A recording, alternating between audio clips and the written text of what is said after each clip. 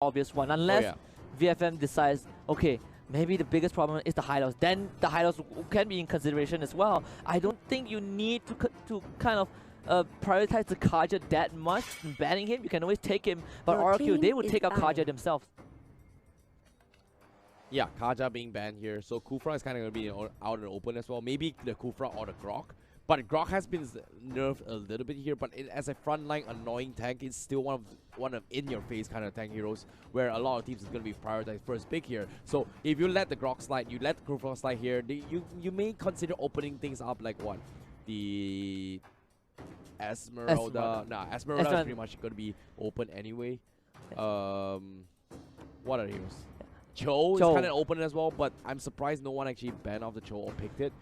Yeah, it doesn't seem to be in the meta for some of these players. One thing about RRQ is I love this Kaja ban for 2 reasons. First of all, RRQ, they have the first pick, so they know that they can go for anyone other than Kaja. And because they have priority pick, Kaja would be the natural go-to second pick, right? By banning out the Kaja, you're forcing VFM to not have that to not have that backup, to not have priority of the first pick. And RRQ, they should be locking in this Grok instantly. Kufra is available, but it doesn't sound as juicy as it used to be. Yeah, no, I have to disagree. Kufra is like a really, really strong tank, regardless or not. You know, ever since it came out until now, I've always thought that it's a strong hero. Even now, they took a huge nerf. It's still one of the top picks here from most of these teams. But like you said, it might not happen. But yeah, sorry, it has to be first pick. It has to be. Nice. Esmeralda. Esmeralda. Okay. And yeah, it makes sense for Esmeralda. It does make sense. It definitely makes sense just because the hideout is kind of out on the pool as well. Not many heroes can actually deal with it here. But RRQ, they have a little bit of flex pool as well. I've seen a couple games where RRQ, they actually play the Kagura on the mage role. If you don't exactly want a Harif pick here, because Harif's shield kind of like gets negated from all this shield burst, or maybe even the burst coming from Esmeralda themselves. So I'm not too sure exactly if they want to poke it off, but they're going to keep it out and open here. But now Lolita getting picked off here, so Kimi is going to be kind of denied here from RRQ, considering that they picked off the carry already. Yeah, and great block pick from VFM as well. And I like the fact that you bring up Kagura, because RRQ, Lemon from RRQ is the one that is the top Kagura in the region.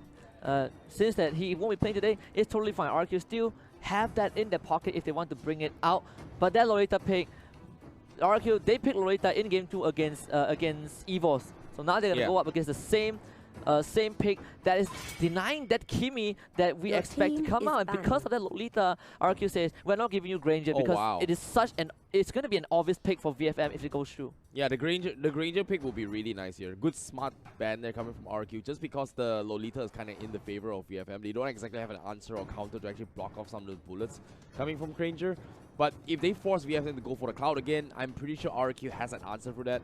And Helker is kind of still in the pool as well. They didn't exactly show their off-lane pick from RRQ. So they have the flexibility coming from Sin's drafts, especially from Sin's draft, and also I Am Jago's draft, where they can play most of the assassins off-lane roles, and also from the mid row here coming from RRQ. So I feel like the mind games is going to be in the factor here, but VFM, seems to me, they're going to be prioritizing on the Tamus pick here. I wouldn't be surprised to see the Hellcut pick once again, but it's going to be tough, because the Kufra is in the picture now.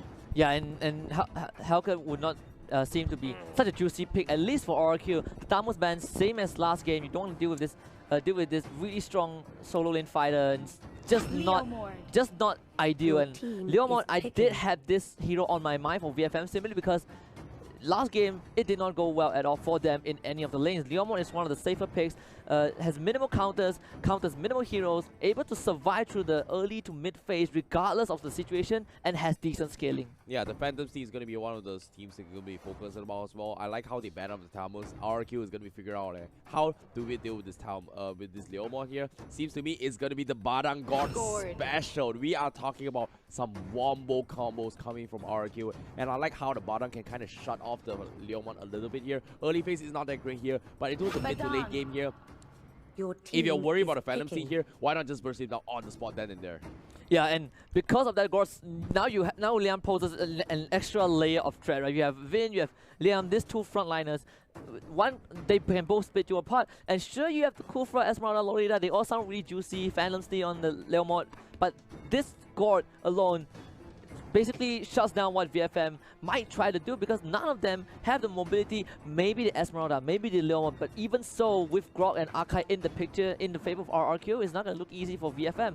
Yep, double mage setup here coming from EFM, but at the same time here, I'm a little bit worried here from RRQ, just because the God doesn't exactly have a lot of mobility. You have a lot of burst damage potential and range here, but if you think about it, VFM has heroes that can dive the backlines. We have the Harim, we have the Leomon, we have the Esmeralda, we have the Kufra as well. One wrong move from RRQ, things will go south immediately here. So this is going to be one of the best chances here for VFM to try and take the win against RRQ. Yeah, and all eyes will be on Teeny and T-Max again, both the Teeny, especially on the Lolita. We've seen RRQ pull up an amazing Lolita game. This is now VFM's chance to probably bring this back. Definitely. And Retribution up on Harif as well. So this is where VFM is going to try and contest some of those total buffs or maybe even steals here. Whereas RRQ is going to be focused on those kind of team fights where they're going to force themselves that, hey, we need to win every single team fight. We don't need objectives. We don't need steal here. Kill them all, take the objectives for themselves. Yeah, and this is a complete reversal in roles. Last game, VFM, they picked the team fight composition. They were the one who starting the fights to look really flashy, colors flying everywhere. It seems like the health bars from RRQ were dropping, but we mentioned it time and time again, RRQ pulled back because of that amazing lead that they got. This time, VFM, they can kind of still go for a team fight, but you can see that the focus is more towards protecting the cause. Yeah, speaking of protecting the cause here, prediction-wise, who do you like more?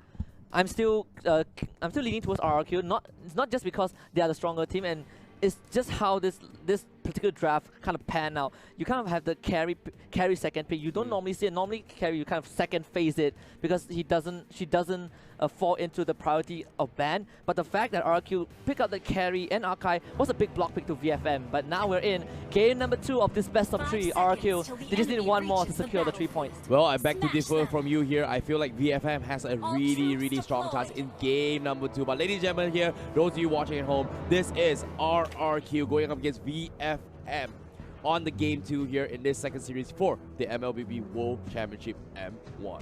Yeah, I think if VFM can take this away, it's definitely going to be that big upset that a lot of teams might not have seen coming. People were looking at EVOS to be the team that kind of take down RRQ, at least take one game out of them and draw bloods from the Kings. But if VFM do so, there's a big statement from possibly a team that no one paid too much attention to, at least in Group A. Oh, I like what RRQ is doing here. They're going for the triple wooden mask. They're going to leave the Badak all by himself up alone here to soak a little bit more XP and go for the pre-4 stages here, trying to get at that level 4 up as quickly as they can before they take the next team fight. They want to shut down this Esmeralda relatively quickly here, and that's exactly what RRQ is trying to do. Whereas VFM, they are going to be using their usual play styles here. Yeah, and I like the respect given from RRQ in comparison to the first series against EVOS SG, where they were like, hey, we're gonna walk right into you and take you on. RRQ, for this one, for this series at least, they've been playing a bit slow, maybe because of what VFM the uncertainty of what VFM can bring to the table, but at the same time, it's just patience from RRQ. Just amazingly good discipline from this team. Yeah, how long can they be patient? That's going to be the question here. They have the Grok to go for the aggression here, but I can see that they're going to be using the Grok not just as an aggressive open, kind of like an open ward where he's going to be opening up the map here, but I can see that it's mainly used to try and zone or push back any guys from VFM from diving the God from behind, which is exactly what they're trying to do here. I am Jago, he's already have the 4. Is he going to go for the laser beam? Let's see, but as of now, Lucky. They do find Lucky, but here comes the fantasy for Teeny. Jump straight on the tutorial, will get the pushback onto him, and here comes Sai. They're going to flicker right in, and Teeny will get the first blood onto Carry. Very well done. Liam goes down as well. That's a double kill for Teeny, and guess what? VFM, they want to go for more. Lolita will get the 3rd one, and VFM with a strong opening onto RRQ. Yeah, this is what I'm talking about here. In composition, why RRQ is going to have the perfect wombo combo, but the early phase here, let's take a look here. They don't exactly have much to work with here. They were kind of caught off guard here. They overextended coming from RRQ to go for the pick, and immediately gets punished from VFM. Look at those mobilities here. Look at I Am Jago. He misses flicker a little bit here, but in terms of mobility, if VFM decides to punish him, they could have killed him if they wanted to. Yeah, and the worst part for RRQ in that particular fight was that I Am Jago, he had the ultimate up, but he was not able to find a good timing to use it because it basically makes the God stand there, and VFM, all their members were piling onto RRQ, and this God was just not able to contribute to that fight. Oh yeah. But it's not over yet here. Now they have the next ultimate here. RRQ, they have to play this a little bit more patient here because as of now, they want Sin to come up online here. And once Sin comes online on the Badang, this is where things are going to get a little bit more interesting here. But as of now, VFM, they are not going to be putting up the pressure here. It seems to me, RRQ, they're fighting for opportunity. They might scout out Brawly. They do see Vin as well. T-Max will be defending that quadrant of the jungle. And what makes it worse for RRQ was that Tuturu was involved in that first fight and also died off. So now you kind of slow down the carry, which is perfect for VFM. Tuturu, you know, the gold crab here is going to be up for contestants here. You can see commitments coming from RRQ, but this commitment has a reason for them here. You can see RRQ, they want to stall the gold crab here so they can buy a little bit more time here for Sin to come over line, but slowly but surely, rotations are coming in. They might cut it here. Oh, nice wall there. He stole it away, and Liam kind of fights a little Hurricane Death, but again, here comes Teeny for killing spree, and Liam no longer for the wall. Harry for bringing out Ellis Hyde with that 5th kill for VFM, and RRQ collapse.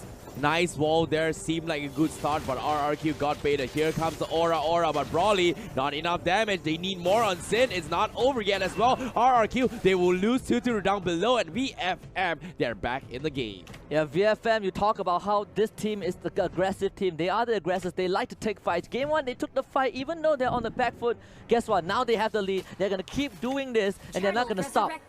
Yeah, just based on the draft. That's the power of the Kufra, right? Like you see, RRQ was a little bit afraid here. Most of the times, Kufra was just in your face. They're afraid of those Tyrants' rages, afraid of those Tyrants' revenge as well. And we have not seen a really big play coming from Kufra, from VFM. But RRQ, I'm pretty sure in their minds here, they're very worried about it. Yeah, and because of 2 botch fights, RRQ now, they are on salvage mode. They need to kind of fall back onto low economy mode just because Tuturu was not able to gain any benefits off of that. 2 deaths for this carry. You're relying on this carry to kind of shred through the Kufra, shred through the Lolita, and they're not getting any of those benefits. Wow, the gods out here pretty much expanded to try and take the turtle buff as well. But unfortunately to say, he was actually secured from Sin from the side of RRQ. But now, 7 Force committed, Vin as well, going to go for some flicker here. Wall charge as well. Liam needs to force the back out. No Hurricane Dash, but nice out here from Bada. Connects onto. Isn't going to be enough. No fall arm indeed here. RRQ, they had to back off because gods used the ultimate here. But VFM, they're going to be at a stalemate here. They're going to try and defend this tier 1 a little bit longer here from the side of RRQ. VFM, Calamity Reaper up on high now. They're going to focus on this tier 1, but no, the Hurricane Dash from Leon takes the Phantom, takes TD away. They get 1 kill despite that, and RRQ, that is going to be a small reward there. Yeah, that is going to sting for VFM, and the idea was correct. Teeny wanted to play the zoning game, but kind of ignore Liam, who was there, who was ready with a Hurricane Dance, just pushes him back to that inhibitor. No way for this Lemon to get out. Worst part was VFM didn't get the tier 1 tower, and now RQ able to get that small lead and on the hero with the highest bounty and a streak as well. Fantastic defense there coming from RRQ. Like, they took that situation really well. They took the most minimal damage possible here with the biggest impact, and that's exactly that. And I feel like they've got more than what they actually asked for. But now, can they get even more here? 4K deficit, but now, slowly but surely, this is where they come up online because Tuturu is 0-2-0, but one more good team fight. This is where RRQ will snowball their way back into the equalizer score. Yeah, and VFM playing that 1-3-1, you have both Teeny and High going for a split push. They're putting pressure, using that front line on that middle lane simply to keep RRQ occupied. The God is now forced to protect that structure because that tower is so important for RRQ. You don't want this Lemon to run around your jungle, and that is why VFM has so much space to work with. They get that free turtle as well. And we might see it engage if VFM finds the chance. Yep, double main setup here from side VFM. They have the online timing right now, and they need to capitalize on this. And RRQ, surprisingly enough, they still pull the map into this middle tier 3. They don't exactly want to give away the map control away, and RRQ perfectly understands that they've bought enough time now. 7 minutes has passed. Will they be able to contest this buff here? They need this buff from RRQ. They want to stand a chance to come back here, and seems to me they will get it. Nice done there. And the second time that RRQ was able to secure that buff, but for the first time, RRQ bleeding a bit against VFM, has lost all that tier 1 tower. It's gonna be VFM taking more and more control, and this is where it starts to get scary. You have this Kufra and Leomon running together as a duo, constantly trying to invade the jungle. Sin's not gonna be in a good place. Uses the bottom out, gets the pushback, but the damage is not there. T-Max does come in to join the fight. but Sin will survive that, and now RRQ gets the wall into Lucky, block him more, but not able to convert that into anything, and now I Am Jago a bit isolated to get the core stun, but this is the immobility that you mentioned. VFM will find one, and Sin will be called out as well as Broly will dance on him for that revenge. Badang taken down. Yeah, VFM with 2. Not gonna be able to do anything about this here. Grok here trying to go for the protection haze, but now he's gonna try to open the map a bit here. But where's the fallout? They've lost Sin, they've lost I Am Jago. They need 2-2 to come off the line, and that's gonna be the game plan here coming from RRQ. But will they be enough to buy enough time for the VFM? They're 8-1 score now. They've got 2 crucial kills. They're gonna buy a little bit more time here to start poking under the towers here. Deficit wise here is favoring about what? About an 8,000 deficit now. Yeah, VFM, they have woken up after game 1. Not a single second in this game 2 that RQ has ever gotten a single goal lead. And VFM now 8 kills to 1. They've completely shut down Tuturu. Tuturu needs at least 5 more minutes, and I don't think VFM will give him that time. This is where the Lord will respawn, and VFM, they are ready to take on this fight if RQ dares to step forward. Yeah, VFM right now, they're perfectly understanding that RRQ's, hey, this guard, let's just punish him. They don't exactly have anything to do much here. And see, look at this, Lucky, he's getting bursted out, but so what? It is a Kufra, he's super tanky. Martini popping the Phantom Seed here from the backlines, but they're going to try and dive on the I Am Jago once again. Unfortunately, he doesn't catch it, but they're caught out in open. Are they going to go for the commitment here? But Liam going for the flicker as well. Hurricane does, getting forced out, doesn't connect, and here comes the Numinum Blast. Connects on Archive. A lot of spells being committed here, but VFM, they disengage. They're going to focus on the Lord. They know carries up on top. Tuturus are not there. VFM, they're going to focus on the Lord here. RRQ, how are they going to do this here? But Lord outsmolds, and they will get it. Here comes a big ultimate. Is it going to be enough? Esmeralda will take him down, and VFM, they come up on top. What a clean fight. The moment I Am Jago finishes that ultimate, VFM, they put the pressure. They were not looking for the kills. They were looking to push RQ back, but RQ now tries to get something in return. T-Max survives that, but guess what? It is now the Broly show. He is way behind, but he will get one for now. Is Sin taking out Tuturu out of the fight. That's your RQ core completely eliminated, and Broly is not afraid to go for more. Pushing RQ back into the base. The suffocation is real from VFM.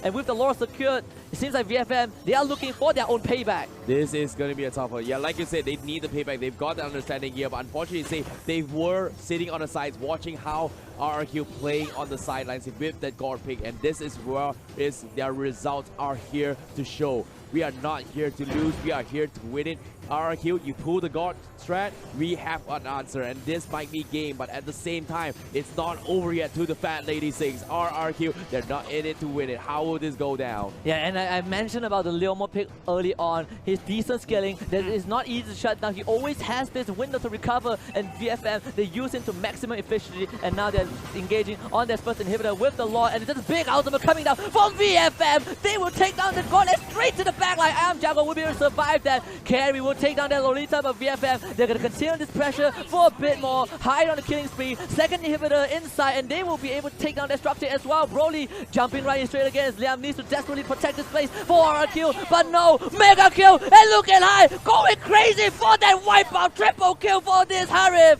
and VFM, they draw blood from RRQ. VFM right now, they take that win. Retaliation indeed, and